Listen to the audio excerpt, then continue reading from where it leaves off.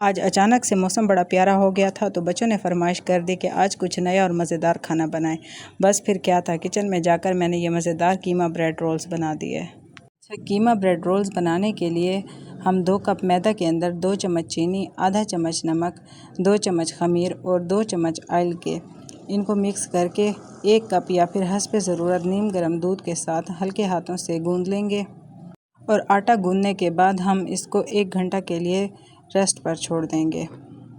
अच्छा, अगर आपको मेरी वीडियो पसंद आ रही है तो कमेंट करके ज़रूर बताइएगा और लाइक भी ज़रूर कीजिएगा और साथ में फॉलो भी कर दीजिएगा।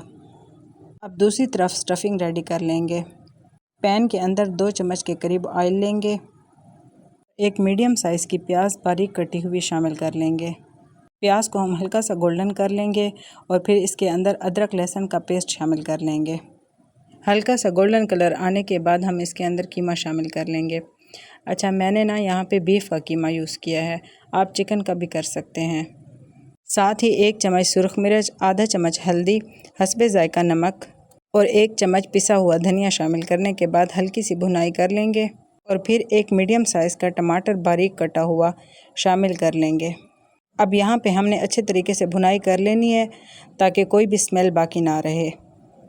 1 कप पानी का शामिल करने के साथ ही हम इसमें आधा चम्मच गरम मसाले का शामिल करेंगे और इसको तकरीबन 10 मिनट के लिए पका लेंगे। कीमे को अच्छे तरीके से कुक करने के बाद हम इसके अंदर शिमला मिर्च शामिल करेंगे। शिमला मिर्च ऑप्शनल है। अब बारी आती है डो को बेलने की। डो को हम मुस्ततिल शक्ल में बेल लेंगे और फिर अच्छे तरीके से चीज़ स्प्रेड कर लेंगे। आप चीज़ अपनी मर्ज़ी के मुताबिक इस्तेमाल कीजिएगा। मैंने यहाँ पे 1 कप चीज़ का यूज़ किया है और फिर जो हमने स्टफिंग तैयार की थी कीमा की, वो भी सारी इसके ऊपर अच्छे से फैला देंगे। अब बड़ी एहतियात के साथ हमने इस रोटी को एक रोल की शेप में कन्वर्ट कर देना है। अब इस रोल को हम छोटे छोटे पीसेस में काट लेंगे और फिर इसको एक पिज़्ज़ा ट्रे के अंदर 1 बाय 1 करके रखते जाएंगे। तमाम रोल्स को पिज़्ज़ा ट्रे में सेट करने के बाद ऊपर चीज़ छिड़क दें, हल्का सा दूध लगा लें या फिर अंडा लगा लें, जो भी आपको पसंद हो आप वो ऊपर लगा सकते हैं।